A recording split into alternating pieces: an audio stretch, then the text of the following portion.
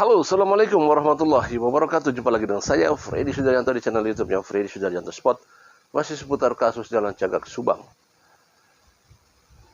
Hari ini, saya malam ini coba akan membahas masalah tetap berkaitan dengan kasus Subang. Sebelumnya saya ucapkan banyak terima kasih kepada rekan-rekan saya yang sudah subscribe dan menonton di channel YouTube saya. Semoga kebaikan dibalas Allah Subhanahu wa taala dengan rezeki yang banyak dan rezeki yang berlimpah. Amin ya rabbal alamin. Kita tidak henti-hentinya doakan saudara-saudara kita yang sedang ditimpa musibah, yang sedang sakit. Semoga Allah mengangkat musibah dan sakitnya, dan tentunya kita doakan almarhumah Ibu Tuti dan Amelia dalam keadaan husnul khotimah di kasus Jalan Cagak Subang ini. Amin ya rabbal alamin.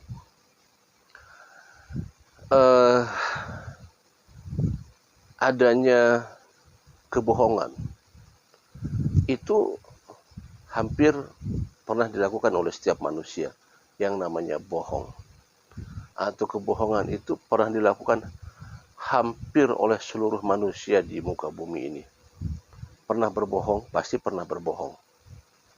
Nah, tergantung kebohongan ini, apakah kebohongan memang yang menjadikan kebiasaan atau kebohongan yang sifatnya spontanitas, atau memang sudah menjadi karakter dia berbohong. Tentunya ini adalah bisa dilakukan penelitian kalau yang bersangkutan adalah mempunyai sifat pembohong. Kalau kita sedang menyelidiki kasus ini, apapun itu, apakah dari para saksi, apakah dari para masyarakat juga, ya, dari semua yang sifatnya ikut dalam lingkaran atmosfer dari kasus ini, maka kebohongan itu akan muncul dan kita lihat, ya. Kalau kita lagi saya ilustrasikannya, kalau kita lagi main layangan, maka pada saat kita menghadapi lawan yang main layangannya adalah, yaitu kita ulur terus, ya, kita ulur gitu, ya. Kalau diulur itu bahasanya apa ya? Kita ulur, ya, diulur tuh diulur saja, ya. Layangannya diulur terus. Yang suatu saat akan memutuskan layangan lain.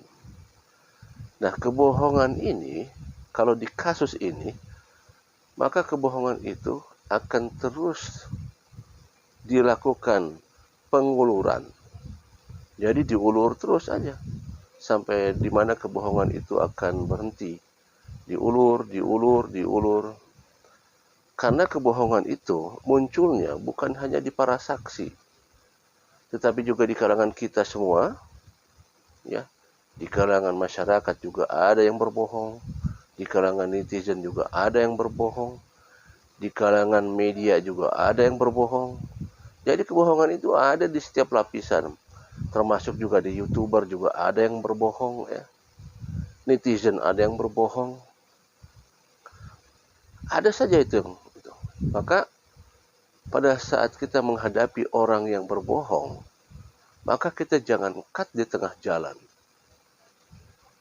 Kita tahu dia berbohong, serta-merta karena kita melihat, wah, ini ada kebohongan, serta-merta kita berusaha untuk menghentikannya kebohongan itu dengan cara kita meng-cut atau menvonis bahwa seseorang itu bohong.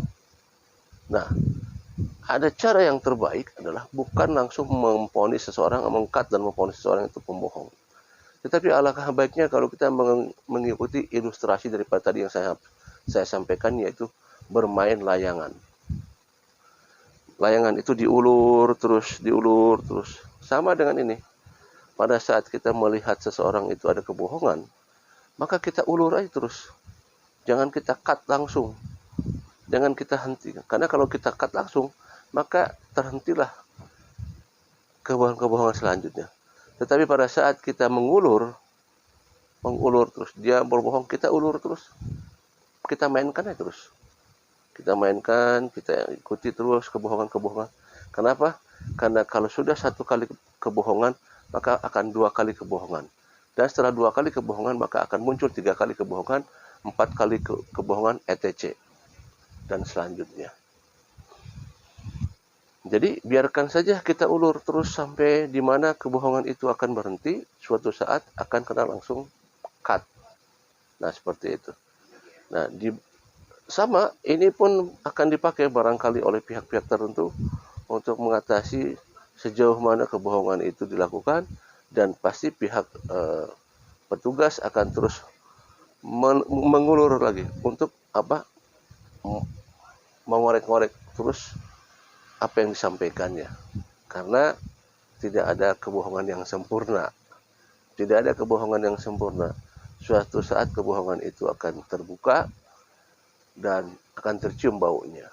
Jadi sekali lagi, tidak ada kebohongan yang sempurna. Suatu saat akan terpeleset. Karena ya yang namanya berbohong, saya katakan pernah bahwa satu kali berbohong bisa sampai 3 kali sampai 10 kali mungkin. Tetapi suatu saat dia akan lupa apa yang dibicarakannya. Maka disitulah pihak petugas akan langsung melakukan tembakan di situ. Nah, kembali lagi bahwa kebohongan bukan muncul pada saat di saksi, kebohongan bisa muncul di media, kebohongan bisa muncul di netizen, kebohongan bisa muncul di YouTuber, bisa muncul itu semua. Jadi kita akan bisa melihat ya, siapa sih sebenarnya yang sering berbohong. Terutama adalah di netizen ataupun di YouTuber. Pada saat pengungkapan materi dilandasi oleh dasar kebohongan, maka yakini kita bersama bahwa tidak akan pernah langgeng. Suatu saat pasti akan terungkap. Suatu saat akan terbongkar kebohongan itu. Ya, akan orang yang menutup-nutupi diri itu suatu saat akan terbongkar. Kemudian apa saja yang berkaitan dengan yang sifatnya kebohongan, suatu saat itu akan terbongkar, suatu saat akan muncul ke permukaan. Kalau yang memalsukan identitas, suatu saat akan ketemu. Kemudian berbohong masalah status, suatu saat akan ketemu. Dan lain sebagainya. Kita yakini, dan itu pasti akan. Mudah-mudahan juga di kasus ini, bahwa setelah terus diumpan, terus diulur masalah kebohongan, suatu saat kebohongan itu akan ditembak balik, dan disitulah akan mulai terkuak cikal bakal daripada terbongkarnya kasus ini. Demikian materi malam ini tentang masalah diulurnya kebohongan. Assalamualaikum warahmatullahi wabarakatuh. Selamat malam.